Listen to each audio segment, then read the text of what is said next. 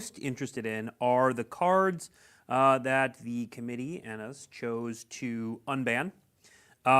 First, before we get into that, no, let's get into it, and then we'll talk more about it. All right, so we have Gifts Ungiven, Sway the Stars, Panoptic Mirror, Braids, Cabal Minion, and Coalition Victory, all freed from the banned list. So first, overall, Gavin, being freed from the ban list means what nowadays? Yeah, so when we are unbanning cards in Commander, we will always be moving them to the Game Changer list. That's basically the new process we want to have, is kind of the Game Changer list as the interim between these two.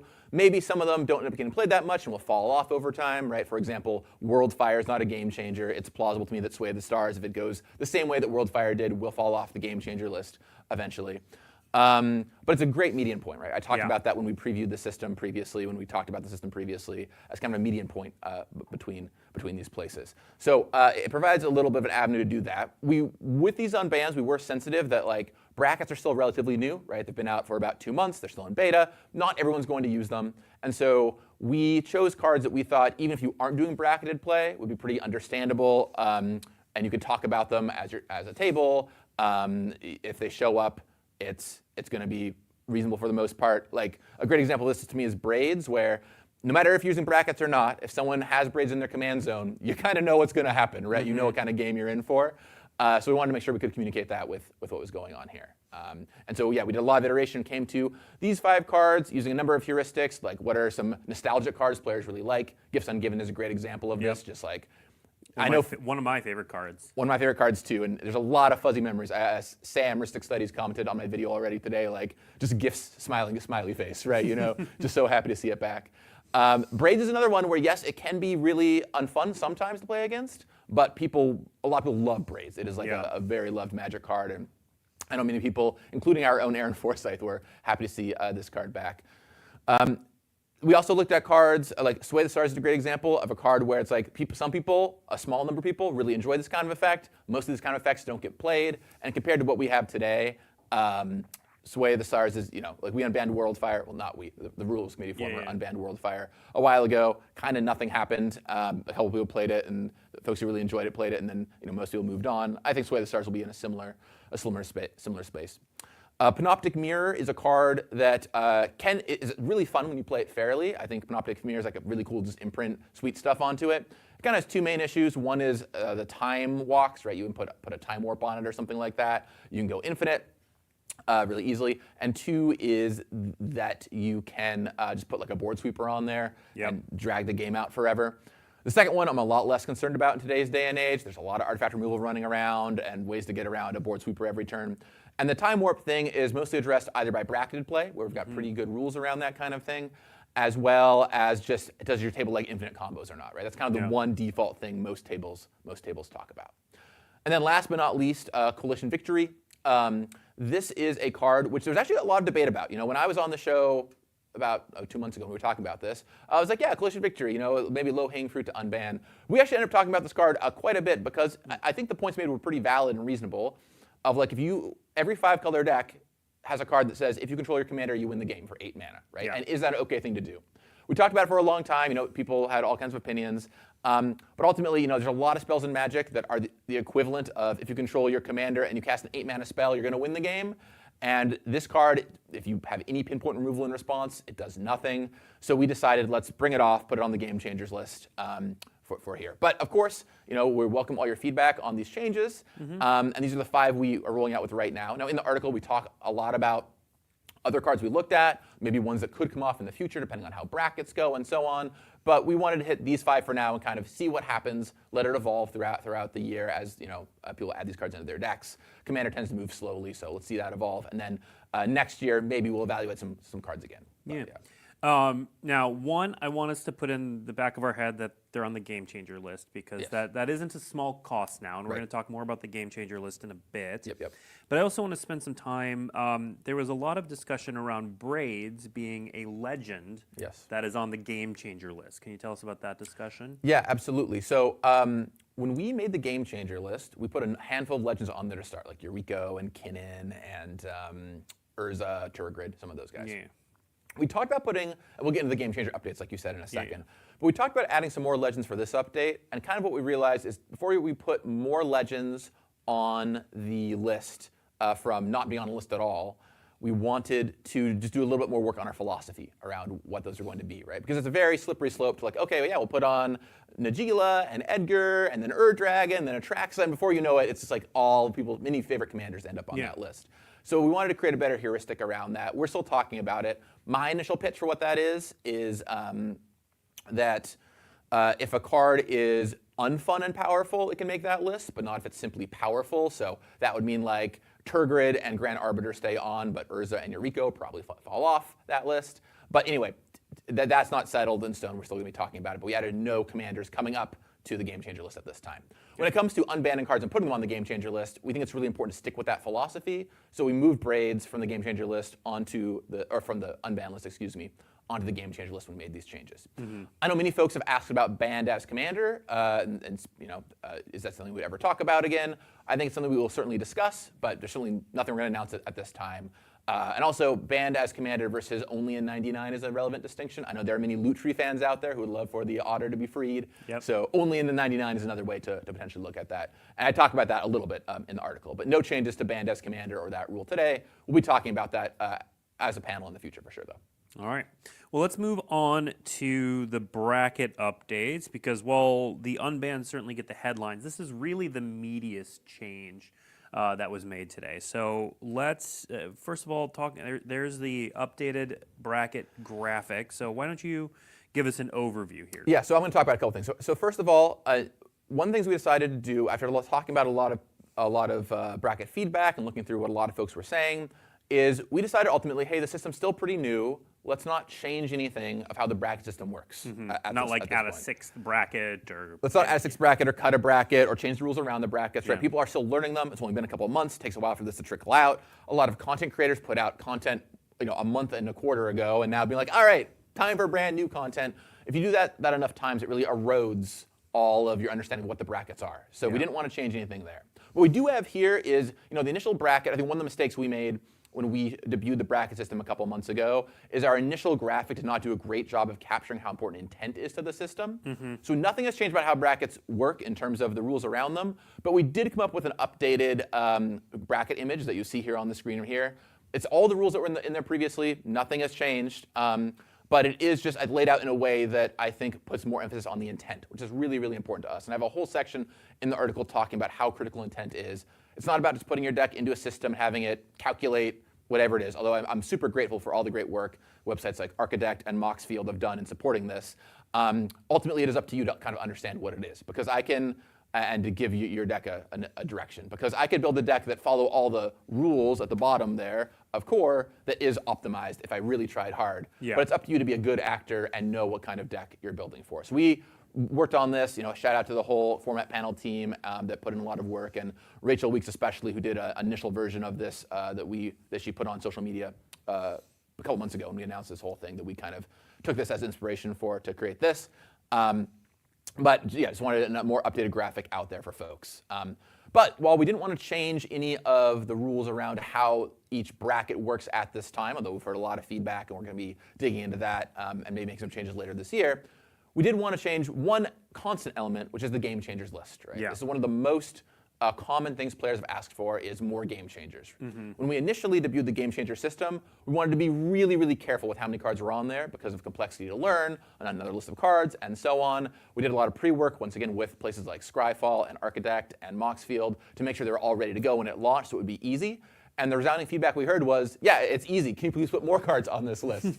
So we went back, and we still are trying to be careful about putting too many cards on. I think there is an inflection point where it becomes too much, but we thought we could add a number more cards and have it be okay. So in addition to the 5 cards moving from the ban list on there, we have 18 game changers that we're adding today, and 2 that we're taking off. So here is the updated game changer list. You'll notice that green has a number more cards. That was one of the big notes we got from people of like, hey, green's really powerful. Did you consider these things? Why did Worldly Tutor survive when all these other tutors didn't? Which is pretty fair. And yeah, just other updates, cards that were called out, Teferi's Protection, and so on and so forth.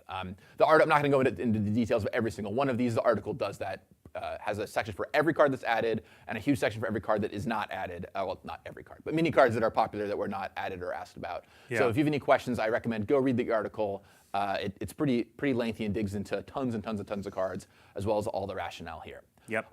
Now that said, we are going to do a Q&A session at the end of the show, or whenever we're kind of done through the content. We're going to leave plenty of time for Q&A. If you do have specific questions about specific game changers, we're happy to talk through them. Yeah. The other thing I want to say on this as well is there's a lot of cards were added today. 18 cards were added here, plus the 5 from the unbanned list, from the ban list moving on. So for 23 additions in total. I just want to say that's not going to be a common thing, right? I wouldn't expect to come back every 2 months and be like, there's 20 more cards for the game changer list. This is kind of us taking that first initial bit of feedback after there was nothing, and then we created something. Then a lot of people pointed out cards that they thought should be here, debating it a lot, and making tweaks. So I would expect future tweaks to be much smaller in quantity than this announcement. But we want to kind of bring it up to speed with what many folks had been asking for.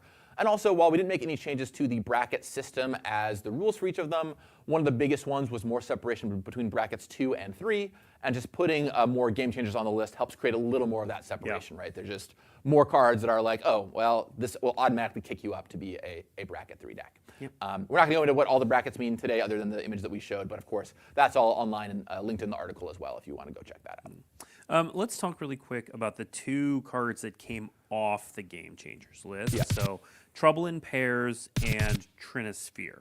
Those made the initial smaller list. We found that to take them off. Why? Let's start with Trouble in Pairs. Why take Trouble in Pairs? Yeah, so Trouble in Pairs. So Trouble in Pairs is probably the card that got the most feedback of like, does this really meet the game changer definition? Is this strong enough? Is this really here? Now, I do think Trouble in Pairs is a very powerful Magic card, so it wasn't just us reacting to people saying that. Yeah. But as we dug in, there's a lot of comparables that are not on the game changer list that are very powerful draw engines. Cards like Mystic Remora we've opted not to put on. Cards like Skull Clamp is another one that's like, this is a very powerful draw engine, it's very strong, but we did not end up putting it on. We debated back and forth on this one for a while, but ultimately ended up deciding to take it off based on both community feedback and believing that there are other strong cards in that vein that were still around. As I say in the article, we're not opposed to potentially moving it back on again if time goes on and it becomes more and more of a staple, but we did want to move it off for today. Trinisphere is a much different situation. Trinisphere is just not a super fun Magic card. I'll start there. We all recognize it is not the funnest Magic card to play against, but it was one of the only stack style pieces that we hit. There's a lot of cards that we did not hit that are in the space of Trinisphere, Sphere of Resistance, Nether Void, all kinds of stuff like that. And by bracket definitions and how important intent is, if you're playing a stacks deck that's going to lock everybody out, that is not a bracket 1 or 2 deck, right? That's not a thing that you should expect to see there. And there are some people that just wanted to play fair Trinispheres. Like, I just want stuff to be a little more expensive, which is a little annoying, but ultimately okay. So for consistency, we decided to just take Trinisphere off at this time. And that's kind of the rationale why. Okay. All right. Are there any of the game changer additions that are favorites of yours? Ooh, favorites of mine? Well, I guess one thing that's kind of interesting, perhaps, that I'll call out is we did move a number of 1-mana tutors onto this list. Gamble, Crop Rotation, Wordly Tutor were 3 of the big ones. Kind of just for consistency. I mean, a lot of people have used these cards to make their decks more consistent, and some amount of tutoring is okay. We have a few tutors in there on the list, but as a restriction for some of the brackets. But these are some of the most efficient ones, and moving them up so that your games at bracket 2 are just a little less, I find the same card every time, was one that was pretty important to us. And that's one that I would call out as maybe interesting. I'll say Teferi's Protection, of course, has a special place in my heart because I designed that card. So it's not a game changer now. But enough people were just like, yeah, this is like the definition of changing the game, right? You can't Teferi's Protection and you're saved, or you can like attack everyone, then cast it to make sure you're not hit the next turn. So that's one that made it that I had a hand in. So of course I feel a little bit of a relation to that card. But I also made Trouble in Pairs, so I guess I took one of my cards off. So there you go. There you go. It's good. It's good to be in charge. Next card I want to talk about, just because it's near and dear to my heart, is Humility. Yeah. To me, this card very much fits the definition of a game changer. Yeah. It literally changes the game. It makes a lot of decks just not work. But one of the things I've found interesting about this card is that I have a very hard time putting it in decks. Yeah. Creatures are so good these days that I don't want to hit my own creatures, and I find myself cutting this from a lot of decks. What was the discussion around Humility like? Yeah, well, with humility, it is a card that shuts down everyone's commander, probably, provided you're all playing creature commanders, which is kind of the core of the format. Slows things down to a crawl, on top of having a bunch of rules issues, which is not a reason why we hit it, but a lot of confusing things that can happen. And in many ways, it's kind of in line with Draneth Magistrate, which is a card that shuts down everyone's commanders. Sure. And so we decided to put that on here. It is not a heavily played commander card, but it is really frustrating when it comes down. And just, everyone's creatures being a 1/1 means games are going on forever. They're not ending. You can't do the things you wanted to do. So it made sense to us to kind of kick up to the game changer list here. Yeah, fair enough. All right. I think we have, unless there's anything else you want to go through, I think we have a ton of time for Q&A. Yeah, I'm happy to just honestly field Q&A. I'll just say a ton is in the article. Like if you want to go read the articles, there's a ton there. I could spend time here just saying the words that are in the article to you more, but it is all there if you want to check out our reasoning on any cards that were banned or unbanned, and so on and so forth. But there's a ton there to dig into. Honestly, I'm pretty interested in taking all of your questions because those are the things that we can either clarify based on what was in the article, or we can dig in deeper to the stuff that wasn't addressed in the article. So happy to take that now, and let's do it, Blake. It helps me find them in chat if you tag @magic at the start of it. I'll try to grab whatever I can, but that's going to help it stand out for me as we talk through things. So let's start with this question. Why are specific tutors taking up slots in the Game Changer list instead of letting them just be part of the bracket to few tutors distinction? Yep, absolutely. That's something that we've talked about a lot, and I think I mentioned this in the article as well, but there might, in the future, as we revise brackets, I could see some additional changes to the rules around tutors happening. We kind of said few tutors at the outset. There's been some questions as to what exactly is few, and we've clarified that a little bit. But I could imagine a world where, I'm not saying this is going to happen, just saying for example, where we remove the tutor restriction on the brackets and just put the most efficient ones on the Game Changer list, right? Or go the other way and take tutors off the Game Changer list and are tighter with the rules on the brackets. But we don't want to change the rules on the brackets at this time for the aforementioned reasons. So we decided let's take some things that were kind of in line with the other cards that were on there, Enlightened Tutor and Mystical Tutor and Vampire Tutor, Imperial Seal, all that stuff. Put them on for this go around. And then if the brackets end up changing in the future, we'll reevaluate that. But these are also some best-in-class tutors, right? Like Gamble, Worldly Tutor are very, very strong at finding you the card that you want. I'll say Crop Rotation is one that I personally was a little skeptical about it when the panel proposed it to me. But then after hearing them talk about it, and one more of the reasons I'm really glad that we have this panel, because they're just like there's all these great opinions and all the people that play so much Commander, and like I play a lot of Commander, but I'm one person, so hearing everyone's perspective is great. And they're like, it's a 1-mana tutor to the battlefield that finds often one of the most important cards in your entire deck. And I'm like, strong argument for Crop Rotation. All right, then we started talking about the kind of cards you got and decided to put it on there. So we hit a bunch of best-in-class tutors here, but as the bracket system evolves, maybe that exactly changes. But for now, we wanted to just move some of those on there. Okay. Hopefully that answers your question. Thank you very much. All right, let's see. Chat's jumping. Let's go through. I'm getting. We've seen a lot of individual card questions about why wasn't this unbanned now. Again, you can read the article, but since we're seeing a lot of chat around some of these, talk to us about Primeval Titan. Primeval Titan. So Primeval Titan is an incredibly powerful Magic card. We'll start there. So when Prime Time was legal in Commander, it was admittedly a while ago, so it was a bit of a different time. But the games did quickly begin to revolve a lot around Primeval Titan. It's like, do I untap with it? Or does the board start cloning it? There's all kinds of strong lands you can get that just lead to combo style stuff right away. And we think Primetime is a possible card that could maybe return in the future, depending on how the brackets go. I mentioned this in the article, depending on how widely they're adopted, how things turn out. Maybe Primetime comes back. But like I mentioned at the top of this stream, we wanted to be a little more conservative with the 5 cards that were unbanned because we don't know how well the brackets are going to be adopted long term. Or how widely they're going to be adopted long term. I'll say that initial adoption is really good. I think I said the numbers in the article, but at MagicCon, it was like 87% of people who tried them said that they helped out their games. The Magic Online adoption rates are great. They're about half of all games are using brackets right now, so really good. And I'm seeing it all the time. I was literally playing Commander last night, and I just heard people around me at tables asking about brackets. So like it's really cool to see it out there in the wild working. But we want to give it a little more time before hitting something like Primeval Titan, which can really warp some of those Commander game. So on our list for sure, there's a great write-up in the article talking about it. I do know a lot of people like the card, but it is funny.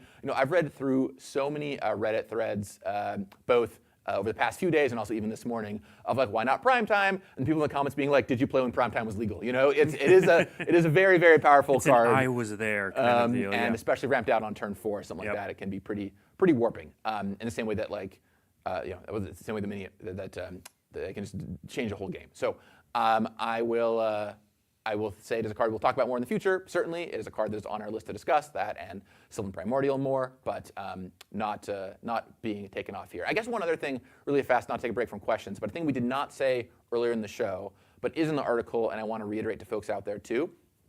We're unbanning these 5 cards now, and then we also committed in the article to not unbanning more or changing the ban list more this year. That was a decision that we made. Commander's been through a lot in the past 7 months. It's had a lot happening. Change of hands, a panel being formed, a lot of discussion around a lot of individual cards. We want to focus this year really on refining those brackets so we can come back next year and do any ban list updates with knowledge of how they've played out, what they're going to look like, and so on. And also just to give people a bit of a breather after what's been a pretty discussion-heavy past 6 to 7 months. So we're not going to touch the ban list again this year. When we come back next year, we'll be able to touch it. We can ban cards or unban cards or whatever we choose to do at that time. But we're not touching it this year. We're going to focus more on the bracket system for this year. And we are going to reinstate a quarterly conversations. So just like every few months, you'll be able to hear from us. They will not all be as sizable or as long as today's announcement is. We hope to just get back in the normal communication of like, hey, let's talk about what we're thinking, what we're feeling, what we're working on, so you can all stay abreast of what's happening. So in terms of if you're waiting for more unbans or changes or what have you, you should not expect anything until next year when it comes to that list. Game Changers will probably update more as this year goes on. I have some dates and expectations for that in the article. Yeah. That actually is a good-ish segue into this next question, which is actually kind of a subset of questions. So I'm gonna read the question, but what I really want you to talk about is how the committee is thinking about rules changes as well. But here's the question: why, everyone's favorite otter, why is Companion still legal when it goes against the fundamental rules of 100 cards with no wish effects? Here's the thing I'll say about Companions. I feel like Commander is kind of the one format where they worked out for us. All many players in Commander have ever wanted is a weird deck building restriction. And I love seeing people bend over backwards to make all right, everything costs 3 or more, so I can play Karuga as my commander or as my companion or whatever, even though it's +1 card in a format with card advantage everywhere, right? So I think Companions are actually turned out pretty fun for Commander in general, and I don't have any intent on changing how the Companion rules work. We will discuss them as a group, certainly, and if enough people on the panel feel differently, I'm not opposed to doing it. That's my personal opinion, that I think they're pretty fun.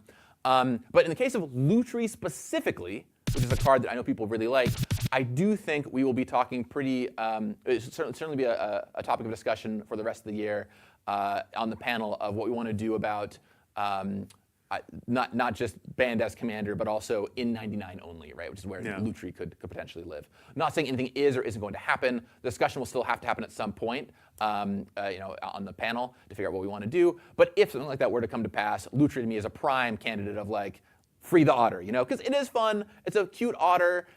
Bloom Burrows come out, so of course it's even more supercharged than it was before. So I would love to see Lutri back on the menu. Not happening here, but in the future, it's something that we could certainly talk about. I'll say that my roadmap for the panel for the rest of the year is working on brackets a lot, going back to regular communication, maybe doing some work with the Silver Border project, which was a thing that the former rules committee was talking about before we got here, and also discussing any potential rules changes like this that we would want to dig into. Not saying that any are or are not going to happen, but it's worth at least talking about some of them just to make sure we have a consensus on kind of where we want to be with some of this stuff. And that is one thing, and the fate of Companion and wishes and all that is a thing we'll be discussing. Who knows how it's going to turn out. All right. What is few tutors? So we have few tutors listed in bracket 1 and 2. Mox is a hard limit of 3. Some guidance would be great. Yeah, I've said before, although maybe not in an official communication, that 3 is a good line to draw, but ultimately it does come down to, once again, intent a little bit of how often you're planning on tutoring, right? If you're playing 4 tutors in your deck, but they're all 5 mana hyper-specific tutors, that's a lot different than playing 5 tutors that are the most efficient versions you could possibly play. But I would say in general, like 3 is a good line to draw there. And when we do some actual revisions of the 5 brackets and how they all look, we'll have more clear communication around that as well. Okay. All right. With the addition of a few lands to the Game Changers list, would more lands need to go on the Game Changers list for Primeval Titan to get unbanned? Well, at its base, Primeval Titan is just already putting you up 2 lands immediately, plus 2 more lands every turn. Now, granted, if they're all basic lands, it's a bit of a different story, but I think like putting a bunch of lands on the Game Changers list for the sake of unbanning Primeval Titan is like not the... Juice is not the worth the squeeze. That's not the direction to go, right? People love a lot of these lands. A lot of them are not inherently problematic. I don't think we should do that just for Titan.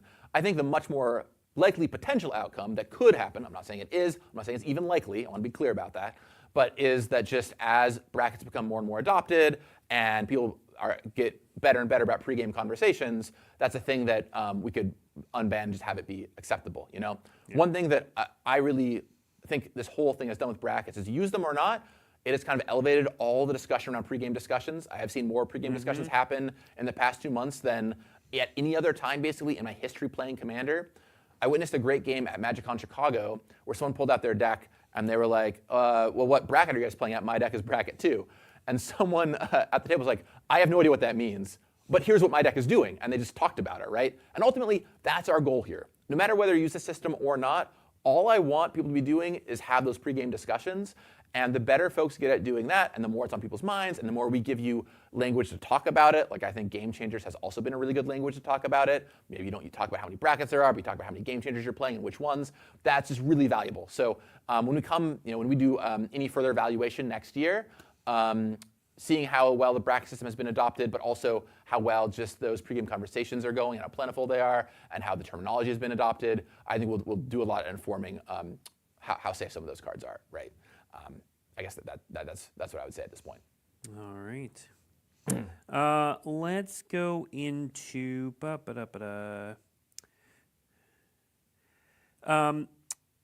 let's see. Can you speak to Birthing Pod?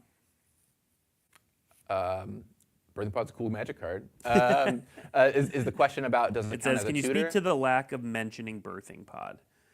I guess this person was looking for more discussion of Birthing Pod. Yeah, I'll be transparent and say we did not really talk about Birthing Pod at all. I don't think it's a card that's really been, it was not on our radar as like a potential game changer. It is a repeatable tutor, so it is a card that would certainly fit under like, hey, try not to be doing too much tutoring.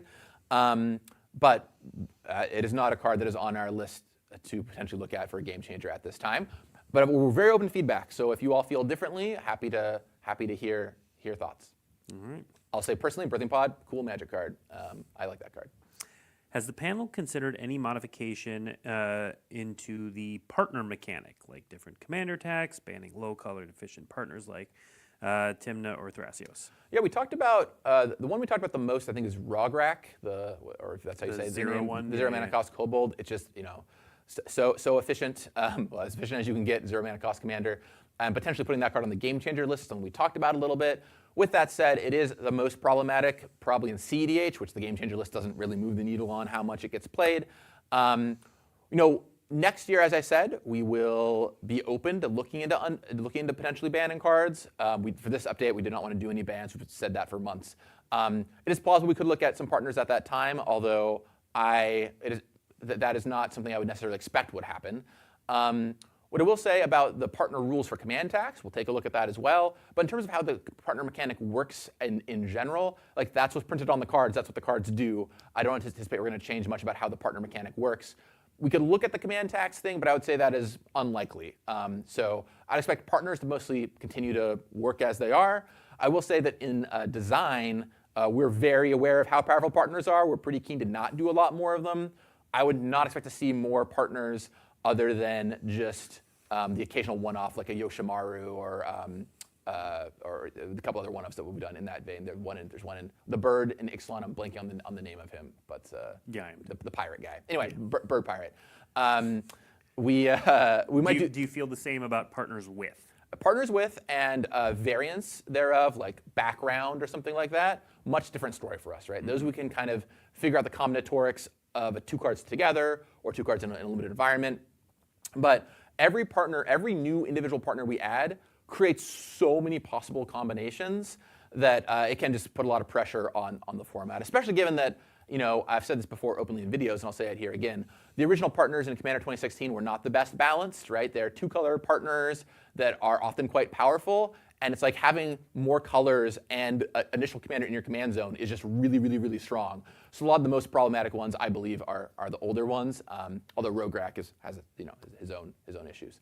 But I'm sure when it comes to time to talk about that kind of stuff, we'll discuss it, and if any of those should be game changers, we'll discuss that as well. With the caveat that I talked a bit earlier about what makes a legendary creature being a game changer, something that we're still discussing. And when we have a philosophy around that, that will guide if any partner should hit that list as well. Speaking of legendary creatures, I'm getting a lot of questions about Emrakul. Yes. Well, first of all, I will, not to beat a drum here, but I have a whole section about Emrakul and our thoughts on it that's in the ban list article today.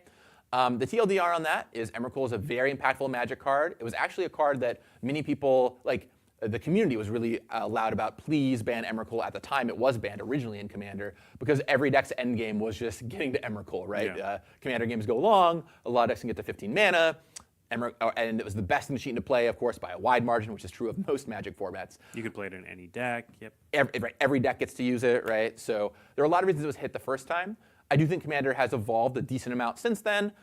Now, not every game goes to 15 mana, although certainly if you're green, you can get up there. They make it a potential candidate for an unban in the future. It's not happening now. We'll see how brackets evolve. It is a really brutal card in a more casual game that is lower power. Mm-hmm. But maybe depending on how the bracket system goes, it could be something unbanned in the future. Obviously, I know Emrakul has many fans, so that's something that we'll look at again in the future. Not touching it right now. And I have a whole paragraph that's maybe more eloquent on that in the ban list. You can go check out if you want to go read the description of that card. But it is a card we talked about heavily. I'll say that is a card we talked about a good deal. All right, here's 3 cards we have not talked much about and were not really talked about in the article. So were KCR, Clark Clan Ironworks, there we go, Keurig, or Dovescape considered as game changers?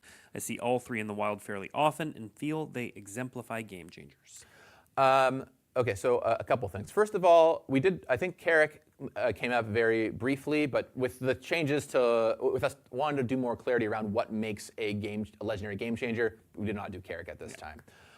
One thing I want to be really careful about the game changer list is how slippery of a slope it can be to putting every card that could be unfun or could be widely played on there, because that's not the goal here, right? Our goal is not to have a 200-card list to parse through with everything you could imagine, or even a larger list. We really still want to try and keep that list not super long. Dovescape can be frustrating when it comes down. It shuts down a lot of different kinds of cards, but both the play rates that we believe and the data that we look at, like EDHREC has, makes it seem like it's okay. And also, it is, it's a 6-mana card. It does change the game. Like, yes, it does, by literal definition, change the game. But it's not as widely played, I think, to get game changer status. We'll happy to talk about it in the future if necessary. But what I don't want to do, what I really strongly do not want to do, is keep being like, all right, we had a bunch more game changers. All right, well, now the post moves, and people are like, okay, well, what about these cards that are kind of close? And then we move the post again, and it's like, what about these cards that are kind of close? Because you do that forever, and you just end up with a multiple 100-card game changer list.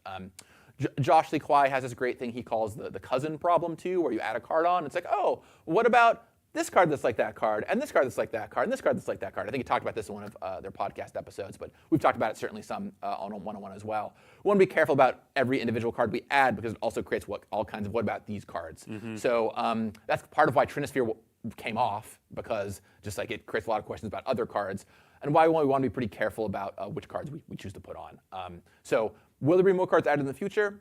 I think almost certainly we'll add a handful of cards here and there, and probably some number of cards will come off as the brackets evolve. But I don't want to do more huge additions, and I really don't want to keep moving that goalpost. I want to, at some point, get to a list that is pretty stable, hopefully by the end of this year, when we take brackets out of beta, is kind of my target for that.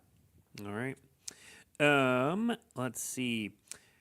This is more an interesting process question. Do you ever reach out to spell table users to get their perspective on brackets? It's one of the places where brackets and power levels are always used for every game, and we never hear much about spell table being used as a resource in feedback gathering. I actually do have a bit about this. I think it's really cool. So Amy out there, who runs a Spellbot, which is one of the main bots used to pair people on Spelltable across many major Discord servers.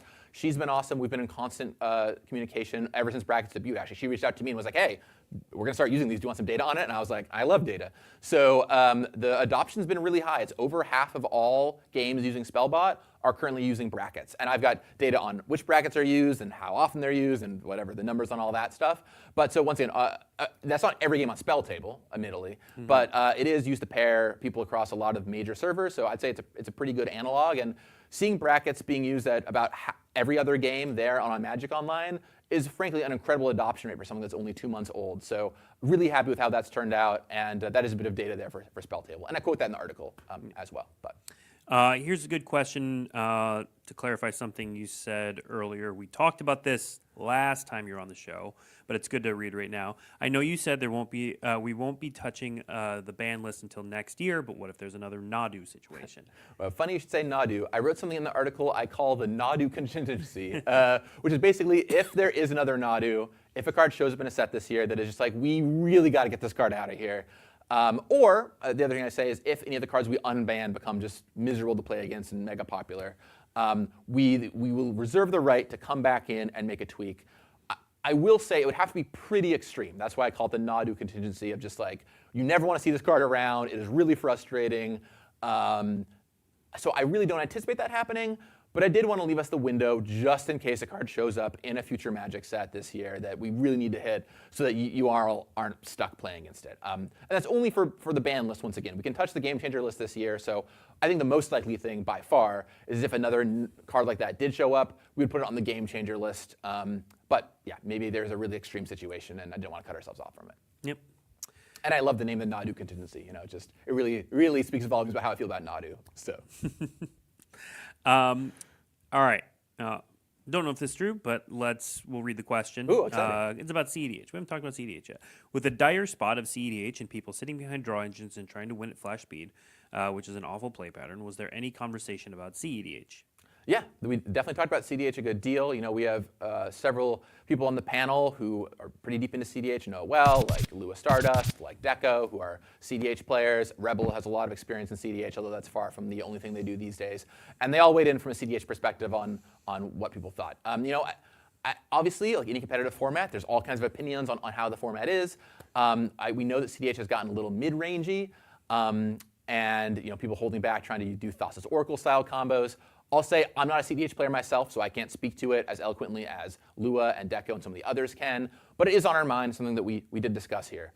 The note, of course, is that the widest form of commander by a wide margin is, you know, casual kitchen table commander. So our bans are generally going to optimize for that, but something that we could definitely talk about, bans that will impact CDH in the future, sort of like how Flash was done previously, where Flash was not a card that really saw any play at casual tables and was only really frustrating at the higher levels. It's a thing that would definitely be on the table to talk about if there were cards in that vein. So lots more discussion will happen over, you know, if we do talk about any bans next year, but we're not touching the ban list at all at this point.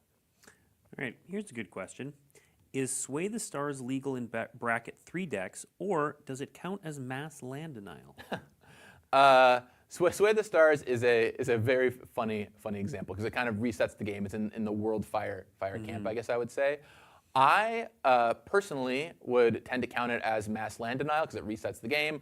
But honestly, if you're playing Sway the Stars in your deck, I would tell, you know, it's the kind of thing that's a great pregame conversation discussion of like, hey, my deck can do some wacky stuff with cards like Sway the Stars or World Fire or whatever. But yeah, I would count that as resetting the game in a mass land denial style way. Okay. Can game changers appear in future precons? So you've expanded the game changer list now. Yeah. It's more cards that could potentially appear. Can they appear in future precons? Yeah, we've talked about this a lot on the design team and how we want to handle game changers, especially with the current definitions of precon kind of being bracket 2. A few things on that. First of all, it's plausible that tying things to precons was not the best way to go for the bracket system for the initial rollout. we're not changing anything about the rules and how things are listed right now. But in the future, you might see us pull away from that terminology a little bit. With that said, in general, what we in the design team are talking about is, first of all, of course, everything for the next near-term future with precons is done, right? Like Seedborn Muse is in a precon that just came out with Tarkir. We did not know we were going to put it on the game changer list when we made the Tarkir decks well over a year ago, right? So I'll start with that. But for the future, it's something that we're going to be aware of as we're designing the decks. I don't think that they're fully off the table. I talked about this previously when we discussed. I've talked about this previously in articles. It's okay for precons to have a little bit of variance there, but it does really makes a card that we're going to be talking about, right? Like if you're going to put a card that's on the game changer list in your precon, there better be a pretty strong reason why, right? Like if we were to do a spirit precon and we were looking at Seedborn Muse as like a spirit, that would make a lot of sense to go in there. That's a conversation we could have, right? Or I think I used the previous example of like, if we were to make a ninja precon, we talk about Yuriko going in there. Is a thing that we would discuss. But brackets are still evolving. They're still in beta, so I don't want our designers to do too much work on following that until things are a little more crystalline and the rules around them, the brackets are fully out of beta. So that's kind of where that's at right now. Interesting thoughts, Arter. I think the answer to this hasn't been discussed yet, but speaking of precons, what about putting the level of the precon on the packaging? That way you can have lower power precons and higher power ones. Yeah, I talked about that in my initial rollout article 2 months ago. I could imagine a future where that happens, and that gives us some cool differentiation between precons. Hey, this set, they're bracket 1 precons, then they're really goofy and silly and have weird themes. This set, if we were to do like another Horizon style set or whatever, hey, these are bracket 3 precons. They have some game changers in them. Like that's the thing that I talked about in the article 2 months ago. I don't want anyone to start making changes to packaging or doing anything along that lines until we see how brackets continue to go and until we see what the final bracket rules are. But I could imagine a future where if they're adopted enough, we could do something along those lines, or at the very least be like, hey, here's our new Secret Lair Commander deck, here's the bracket it sits at, or whatever. So that's all stuff that is within reason for us. All right. There are a number of questions about bracket 4. I've heard from a few content creators that it's too wide a net for one bracket. There was another question about it being essentially off-meta CEDH decks. Any thoughts on bracket 4 specifically? Yeah, so I'd say we've all read so much feedback about the bracket system, like so much, and talked about it so much. I'd say 2 of the biggest asks are for a bracket 2.5, something between bracket 2 and 3, and a little bit less than that, but still decently asked for, something between 3 and 4, right? Okay. Where 3 is like, yeah, our decks are upgraded and playing with a few game changers, and 4 is like, do whatever you want, it can be powerful, full of combos. And there's a number of people that are like, well, my decks kind of sit somewhere between where these are. Often, my recommendation for folks right now in that camp is you probably want to be playing at 3, and you should just try and get down to 3 game changers. But we are we are pretty, have heard that feedback, so as we go and revise things, that's a thing we might definitely put in there. Between 2 and 3 and 3 and 4 are places that we look at the most. I also want to say that I do think pre-game conversations will help you out here of like, hey, my deck's about a bracket 4. What are you guys playing? Are you guys playing fast combos? I might not enjoy that. Whatever fits your definition of 3.5. And the other thing I want to call out is I think a lot of people are like, well, my deck's not a precon, so I'm not going to play at power level 2 or at bracket level 2 here at core.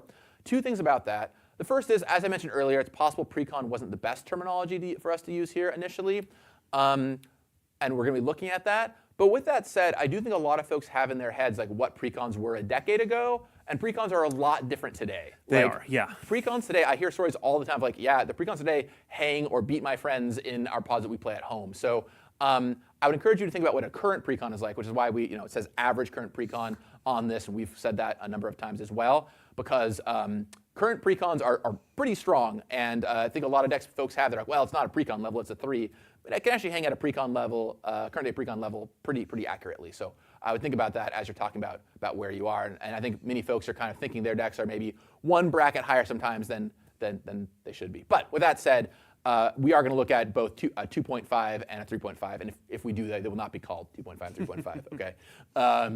and see what we can do there. I think the other one that we have the most questions about right now is Bracket 1, Exhibition. Yep. Let's talk about that a little bit.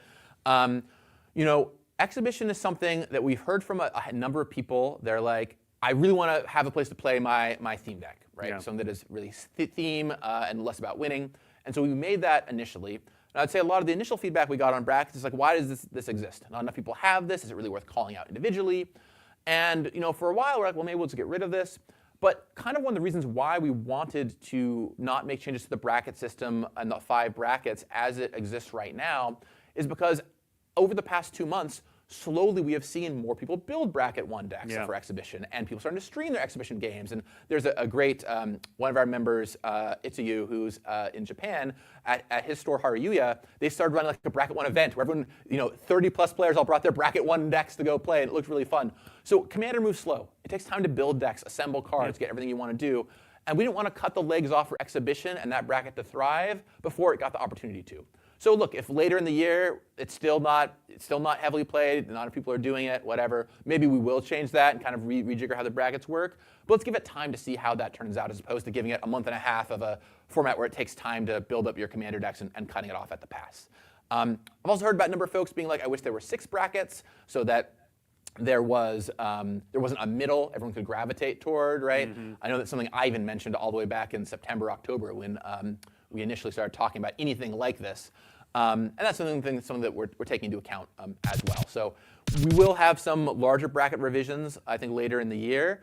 But we really wanted to give it just time to let this continue to percolate out, let people try things out. Hey, what's up, Podme? And some things will be us having to adopt the bracket system Sorry, to meet guys, it's a little what quiet, people are asking kinda for. setting But I think some up, number getting of ready things will for, just be it taking time for folks to slowly giveaway adopt stream the later bracket today. system. So let's try and meet in the middle somewhere and give it more time to evolve there. Give you guys a little bit of time. You guys have not got in on the Also, giveaway. I've seen a number of go ahead and jump questions in, about man. the number of I'll get game that link for you changes. guys. So it's been, it's 0, 0, 3, any. Yep. Has there been any, so like one question, was there ever any discussion about each bracket allowing up to that many game changers, etc.? Yeah, I touch on this in a way in the article. I'll say the most common bit of feedback we've gotten in this is like, hey, let us play 1 game changer at bracket 1 and 2, right? And then usually that's followed with make Sol Ring a game changer and let every deck have 1 game changer is kind of the example a lot of folks use. One thing I think is really important is to preserve a space where if you don't want to play against cards on the game changers list, there's this place for you, and that's not a lie, right? Yeah. It is, a lot of people don't want to play against Ristic Study, they don't want to play against Smothering Tithe, and being like, well, everyone can include one of these just means that you're going to get even more frustrated when that person does draw their 1 Ristic Study and play it down, and you have to fight through it. So I think that having brackets where there are no game changers is really important. Now, will that number stay the same forever? Will, as we move some of the stuff around with the brackets maybe in the future, could there be different numbers attached to them? I could imagine that. Personally, I find the system of like none in these, some in this one, all in these, just a little more clean and understandable than like this one gets 2 and this one gets 4 and this one gets 6, because it's, it is somewhat scientific. Like actually, we got some data from the folks at EDHREC that showed that, believe it or not, in the first rollout of this, the average number of game changers is about 3 in some of the higher end Commander decks. So it was like a really nice thing for us to point to. Of course, there are more game changers now, so maybe that's a little different. So it is a little bit of science in there, but ultimately it is a bit about feel. So I could imagine us changing those numbers in the future, but I would not having each bracket have different numbers of game changers. I mean, like this one has 0, this one has 4, and this one has 6, and this one has 8. Maybe that's the way we could go, but I'd prefer to not go that way if we can avoid it. With that said, that's my personal opinion. That's something that the panel and us will have to all talk about as we continue to evolve them. All hopefully, right. that was a long and meandering. Hopefully, that answered your question there in chat. All right. You mentioned it offhand earlier, but we have gotten a number of questions about the Silver Border project. Yeah. Silver Border project is something that we're still very much aware of. It is on the list to be talked about as this year goes along. When you think about the format panel, there are kind of major milestones and discussions I wanted us to be able to hit, and make sure we have the thorough discussions we need on all this stuff is really important without pulling focus too many other places. So some major milestones, we're rolling out the bracket old system, school, doing the first bracket system expert, updates, all and that, getting to the unbans, which were something we said we would do all the way back last year in October. Now that we're through those things and we're able to say, hey, we're not going to touch the ban list until next year, it gives us some more time and flexibility to dig into not just bracket system level improvements, but other projects like the Silver Border project, like talking about any potential rules changes, all that kind of stuff. I do want to say in general, one thing I don't want to do is like make a ton of changes to Commander because the format is super popular, super successful, and so changing the core rules of the format is not something to be taken lightly. Will we end up talking or changing any of these? Yeah, it could very well happen, but we want to do it very carefully and with enough discussion. When it comes to things like, I know a popular one is hybrid mana or wishes or companions, like we'll talk about all those things. There's going to be a high burden of proof on actually executing on them.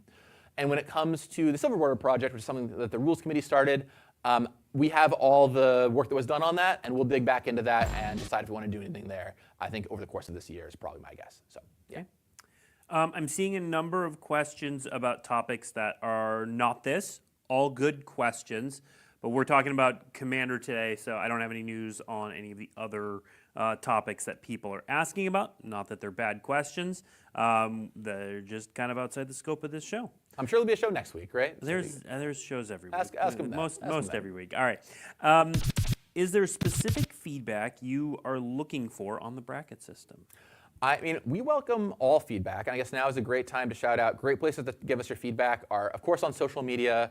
You can also post in the replies to my video today that I put up, but also specifically the official Magic the Gathering Discord has a place for collecting feedback on these changes and the bracket system in general. And we have our community managers in there monitoring it and sending reports to us on the panel. So the future's here, feedback, and it's... that is a great place to put it. So I really recommend the official Magic Discord as a place to put that stuff.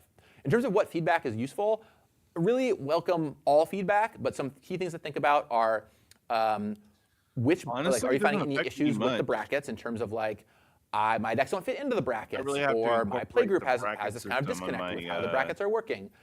Specific feedback on game changers is really great. If you have any that you think should be on there or should not be on there, that's really wonderful to capture. Those are kind of two big things You've seen that broken I think, bracket we could twos, provide you feedback know? on. But ultimately, we're open to all Broken, feedback, and it'll all get bracket captured ones and sent over to us. So please feel free to share whatever you're feeling there.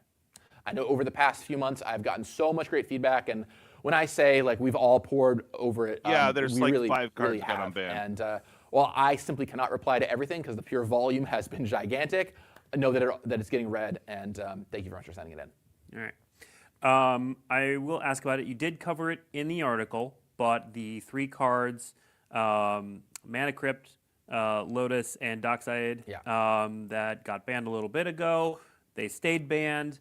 You talked about it in the article, but I am getting questions like, can you expand on it at all on what you wrote in the article? Yeah, well, first of all, I'll say exactly what you said, which is I have a whole section of the article talking about these cards. We knew that not addressing them would be like plugging our ears to the elephant in the room, right? So we wanted to talk about them.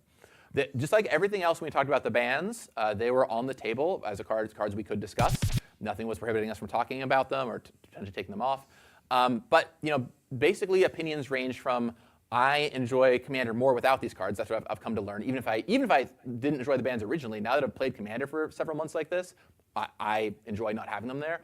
All the way to just like it's too early to talk about these cards, or let's see how brackets continue to evolve before we make any decisions about these cards. So kind of general consensus was let's not touch these at this point. I'll also say of the 3 cards, I'd say if the one with the most momentum, and even that was not even where close to a majority of people, but the one with the most momentum and the one I think is maybe the most likely that could come off at some point in the future is Jeweled Lotus. Just like it is a Black Lotus analog. It helps out high mana cost commanders. It is only really legal in Commander. There is that one weird legacy deck, I know, but I'm ignoring what Dublin Cube can do. So that is one that I think has the highest chance, but even then it's not me saying it will come back or us saying these will ever return. So we'll discuss it more as it gets into next year. I'm sure when we talk about opening up the ban list again for changes, those cards will of course come up. But we did talk about them a lot. Like obviously these were on people's minds, but we elected to not take them off at this time. So hopefully that answers your question, and I encourage you to go read the article for more. The other thing I'll say on it is I know there's a lot of people on all sides here, right? There's people who are like, I love these cards, I love playing with them, I really want them unbanned. There are people who are like, I haven't been enjoying Commander without these cards, you should not ban them, or you should not unban them. So we knew whatever path we took, some number of people would be like, I want my thing back to play with, or I'm upset or whatever. So hopefully, the fact that we're being transparent and giving you our rationale helps out there some. But ultimately, we know they're beloved cards, and a lot of people like them, and we know that they're cards a lot of people are happy are not in the format, and those two things will always fight against each other. So thanks for your understanding, and I encourage you to go read the article for more on that. All right. We've got time for one, maybe two more questions. I'm going to read this one because I haven't gotten my one reference in yet this show. Do you think you'll make some game changers worth more, similar to Canadian Highlander? It was discussed initially, but I think the answer is going to be no on that. I think it is far more likely that we would give different brackets, different numbers of game changers, which, as I said earlier, is already a thing I'm not mega keen on, than do that. Simply because it is a lot to get granular on and a lot to keep updated. And like thinking about the current game changer list, trying to figure out how I would point all those cards and what heuristics you want to use. It's going to get really granular. And I think I'll talk a little bit after they're a little done. Too confusing. But it's already an additional list of cards to track. So really, probably my goal most here, of and it's I think for the goal of many Thursday. folks on the panel But is that is what one they list unbanned that you their, can track Juggalo. and just keep an eye on. Now, does And that of course mean they're that in the, the same weight is Game given to Changers Seedborn list. Muse as it is Demonic Tutor, and is that correct? Well, yeah, they are different. They are little different power levels of cards, but they still fit in within the category of game changer. And I don't want to get mega granular on that. I think that will lead to even more discussions and problems down the road. So I would not anticipate that. Although, of course, we did look at Canadian Highlander as a basis for a system because it's a cool format, and there's a lot of good stuff going there. It's just a lot harder when it's not a competitive format, right? Yep. So. All right, we are just about out of time. I do want to give you the chance, Gavin, to reiterate what's coming up. When should people expect future communications, actions, that sort of stuff? Absolutely. So at the top, I'll say, and I've said this many times now, but I'll say it again, no further bans or unbans this year. We're not going to touch the ban list for the rest of the year. We will, next year, we'll be able to come back to it and do kind of whatever we feel we want to do at that time, and not only at a once-a-year interval. I don't want to set up an expectation like standard. It's only going to be a once-a-year thing. But we're not going to touch it for the rest of this year. We are going to go back to quarterly communications with you all that are not always as lengthy and as meaty as this one. They're just like, hey, checking in. Here's what's going on. Here's what we're talking about. Here's what we're thinking about. Just to keep that communication good and open, and also to help broadcast and forecast things we're thinking about. So if there are changes made in the future, you're not surprised about them. We're not going to be making any more changes to the Game Changers list, certainly, or brackets until sometime after MagicCon Las Vegas. So for the next little while, this is stable. And I think I said our next communication, I think I might have said late June, early July. Is that what I said? I can't remember in the article, but it's in there. It's in there. It's in the article somewhere of when I would expect to hear from us next. So we're hoping to keep plenty in touch with all of you, make regular communications, no unbans or bans for the rest of this year.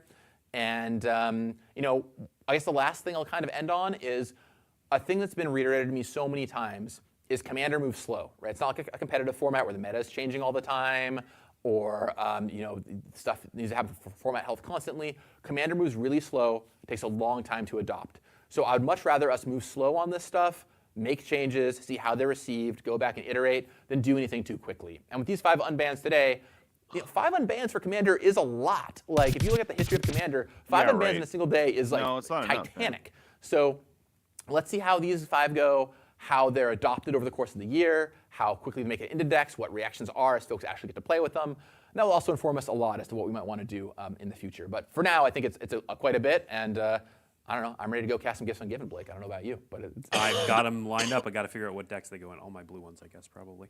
All right, that's all for this week. Next week, we're going to be back. So for all of you who had random questions, next week I am probably just going to be hanging out, probably playing some Arena and just answering questions. So if you have more questions that we didn't get to today that weren't about Commander, or if they are about Commander, sure, why not? We'll be just kind of hanging out next week.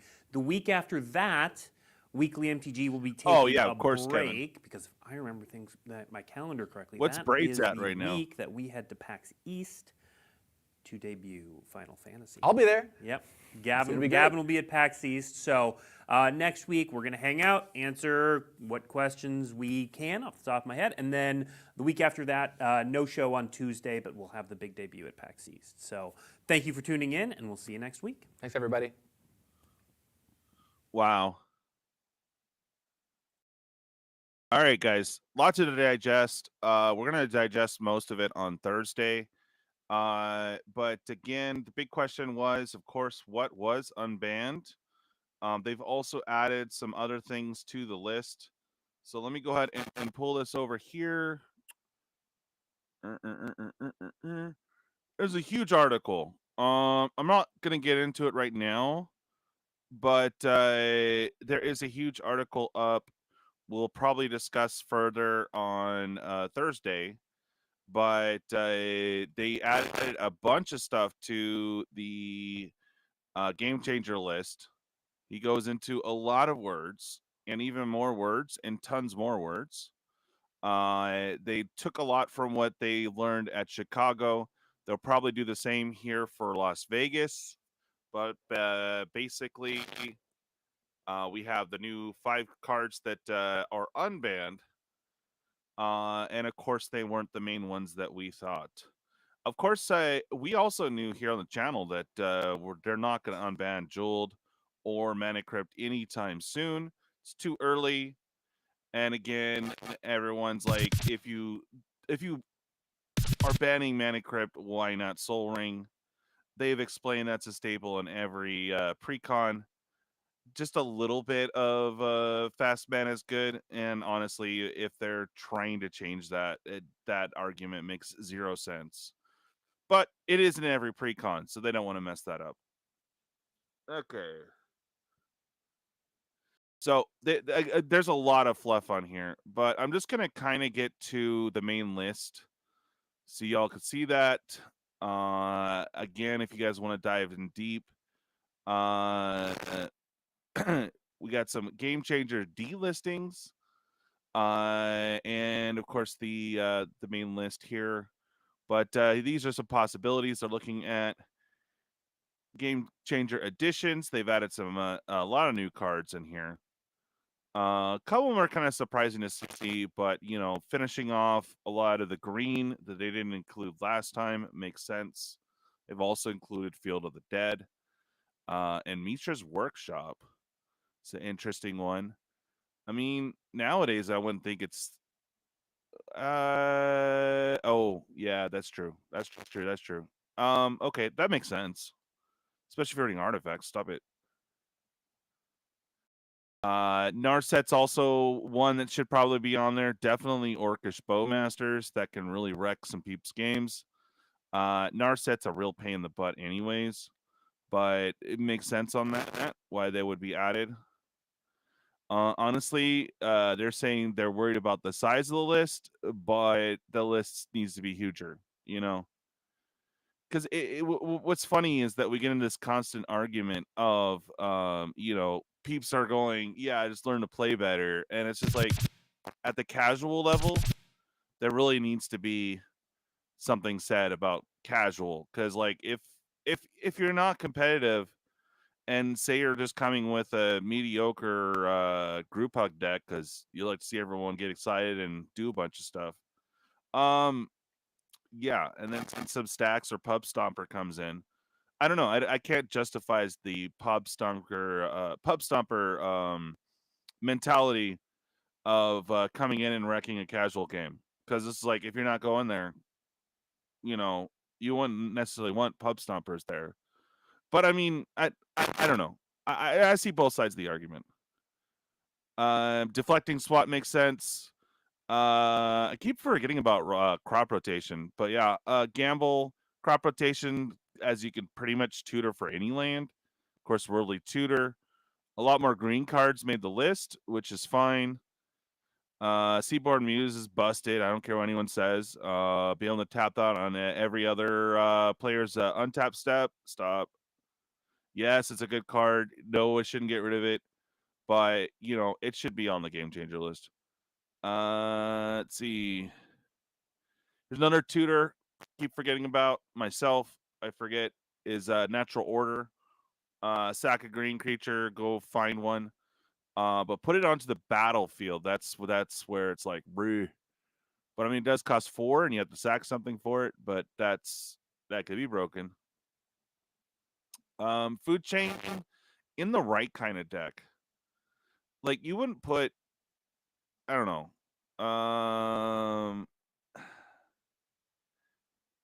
Exile. Okay. Yeah. you could see how this would be broken. But it really in certain decks because it doesn't make sense in others. Aura Shards has always been kind of busted. Field of Dead, I kind of really, if you're in a landfall or something else, that could be really busted. But yeah, I think it's kind of situational. Mishra's Workshop makes sense. Cards not changed. Let's get to the list. I'm sorry, that's what I was trying to get to. They're talking about leaving some of the cards on there. Force of Will. Wait.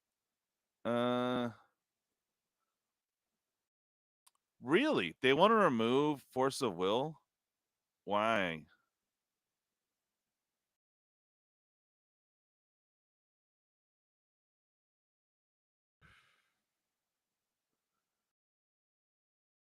Okay. Dictate and Grave Pack? Really? um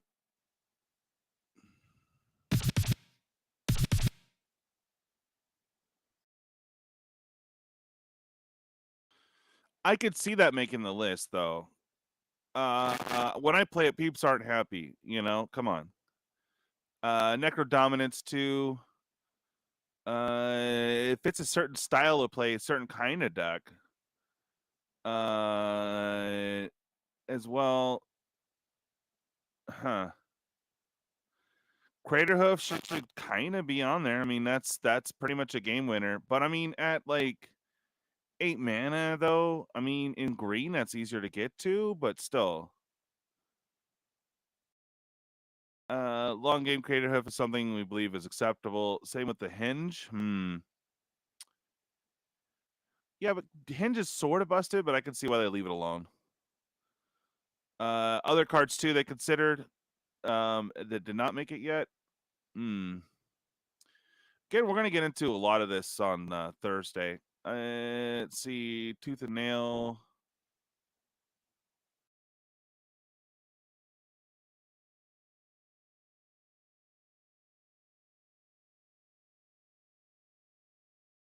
Yeah, Kevin. Braids is getting the least impact. Oh, yeah. Because it's good, but like, I personally think it's not as abrasive as some of the cards now, but it's still pretty abrasive and kind of a pain to deal with. So, I mean, yeah, just pack more kill spells. I mean, that honestly, everyone should consider putting more removal in. I'm really surprised when I play some decks and there's like no removal. So that argument's valid.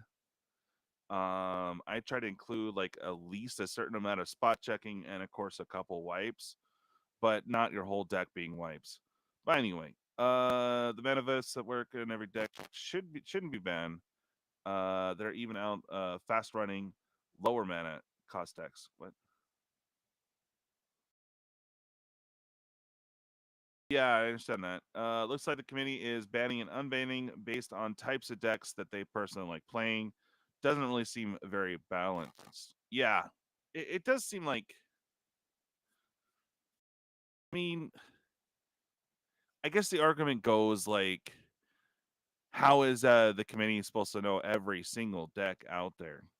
Like, there's some decks on the channel that we see a lot of. And we're trying to get that person to incorporate other decks into their mix, but it's been difficult. Anyways, if that's all you're ever seeing, if they're only playing the same 8 decks, maybe even between their pods 20, yeah, that's not a big enough scope to encompass all decks out there. And that would be kind of a rough thing to do, but they really should. And hopefully some of the committee will be out floating the game floors on the casual decks. Obviously they're paying attention to the ones that will be in the tournaments.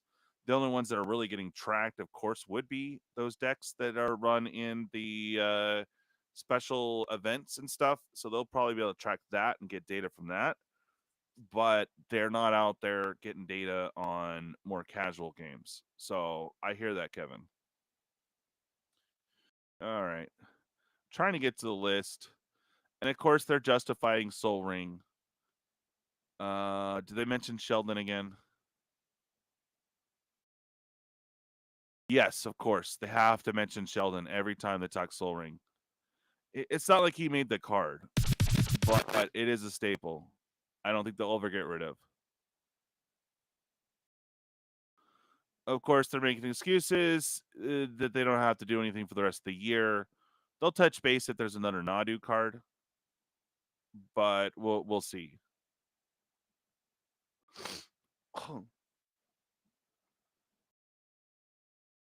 Okay, here's the complete list.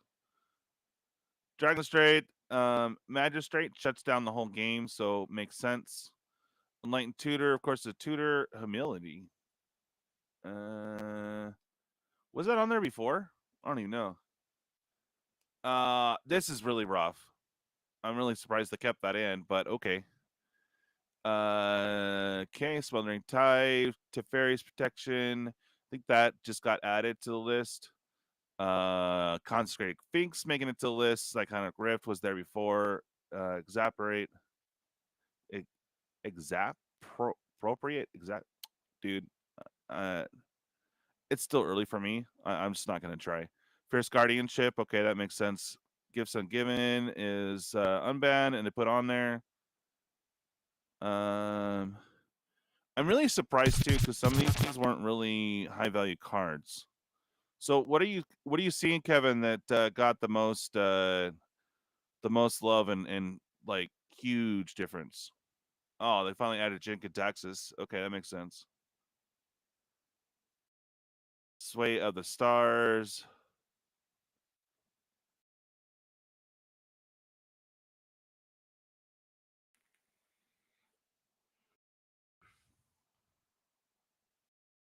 Let me see Sway of the Stars. There we go. Yeah, that's a hard reset of the game, but also puts a time clock on. Okay. I mean, at 10 mana, I could see why this was unbanned. I mean, in blue, unless you're running Simic, huh? Thassa's Oracle. I don't know why they don't just ban that card. It's too easy of an instant win. Turn 0, turn 1. Come on now. Braid's coming back. Of course, we have more Tudus on there. M-Seal and the Necropotence. Okay, and it makes sense they finally got Orc Bowmasters on that list.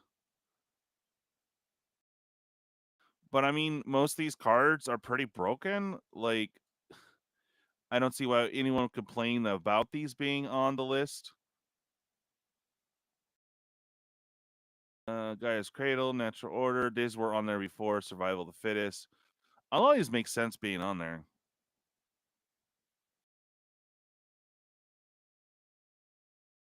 Chromox. And Mox Diamond. Okay.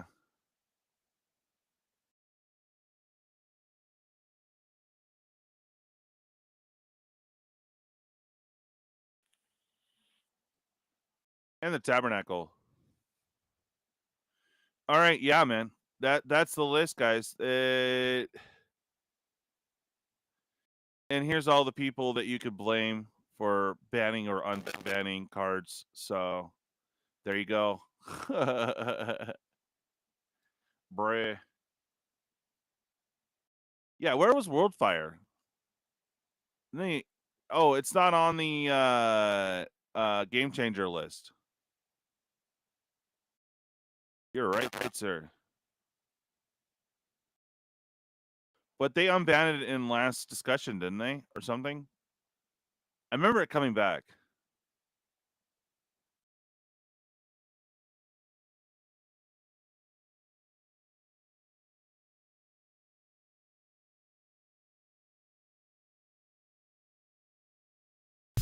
Well, they hit green hard, Kevin, because they hardly touched green last announcement. So it does seem like they went heavy-handed on green. but it's because people were bitching. Yep. Out of 5 cards, 3 or 4 were around 20 before this. Braids is like 50 cents. Yeah, dude. They overprinted her. Big time. Yo.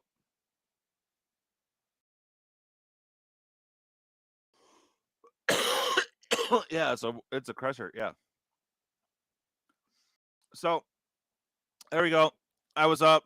I didn't get a chance to spam out or anything, so I can see why we don't have too many people jumping in on this live here, but um I was up, so decided to hit record and go live. So anywho, a little bit of spammage. I am now getting ready. I have to move over my camera mount, but I'm getting ready for the stream later today, which will be 30 different packs, 30 different mats. As you can see, I've been prepping. There are so many mats, and I am like way high up here. Oh my god. Oh, look at that. So we're gonna do a different mat for every pack. We're gonna do the drawing and everything later on today. We were delayed because um, FedEx decided to steal our shipment with all the pre-orders. Everyone got great deals, but guess what? FedEx denied us. So I had to go and purchase items to replace the order and also to get the giveaway box and the patron box again. And of course, the battle that already happened. So, sometime today, supposedly, I'm supposed to get the order from Blissful Bash. I'll update those that are in the collector battle, as I had to replace that. That should be in today, probably tomorrow, more than likely. And Wednesday tomorrow we'll have um we will have the patron battle and the late night EDH for our every other Wednesday. So if you guys want to get a game in, please holler early. We need to fill that. We are firing at 10 p.m. Eastern or 7 p.m. Pacific Standard Time. So tomorrow, well, today I'll run into a little bit of Twitch stream doing all the giveaways, but tomorrow will be the patron battle, and once I have box in hand, we'll figure out when we're gonna fire the collector battle, and there's a couple sponsored things in there as well. So we'll see what's up. So we might have a busy Wednesday. But tomorrow the patron battle will be at 4:20 Pacific Standard Time, so that's 7:20 Eastern. So do tune in for that. It's usually pretty brutal and fun. So a little bit different than our standard battles on the channel. But yeah, tonight we're doing the giveaway. So if you're not in it again, the 30 different mats, 30 different packs is firing tonight. Let me get that link for you guys one more time. Bruh. If you guys aren't in it, make sure you guys are. We'll probably do the cutoff before I start the stream. Yeah, you guys had ample time to hop in. So here is the link one more time for you last minute peeps. Here you go.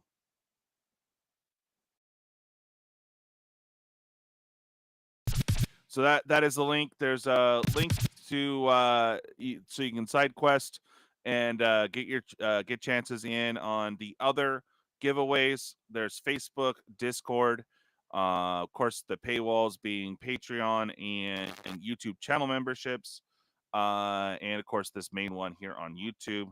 There's also another one. If you guys scroll back a little bit, there is the one we were talking about Spider-Man on MTG Roundtable.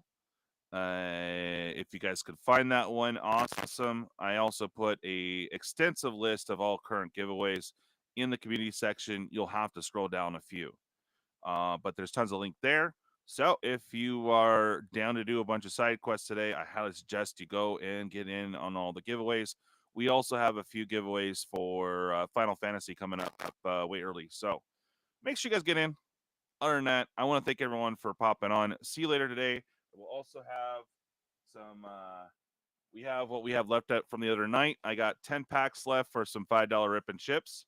So you guys can get in on that later today as well. So hopefully we'll close that out, help me recoup some of the costs.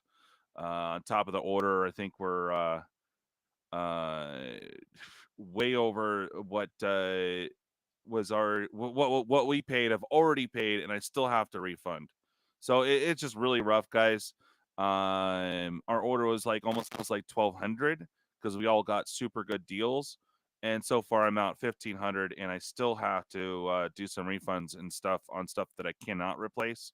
So it really this round cost me a lot, guys. So not cool. Anyways, I'll keep you guys updated. No new news for FedEx, of course, today. I think they stole it, so that's the story I'm going with. It is lost on location in Oceanside, one of their main hubs, and we also found out that that location has a lot of negativity. So there must be a rampant theft problem there, or more than likely incompetence. So this really sucks. But I did replace some stuff, and we got the battles coming up and fun stuff. So tune in later today for see who all won everything. We have 30 different mats, 30 different packs.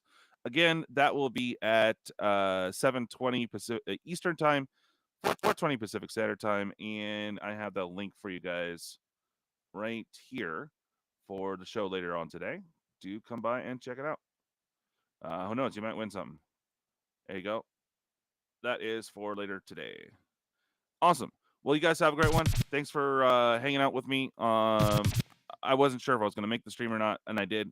So sorry, no notice for anyone.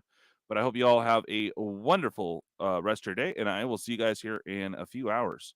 So, yay, giveaways. Woo, woo. All right, guys. Have a good one. Bye.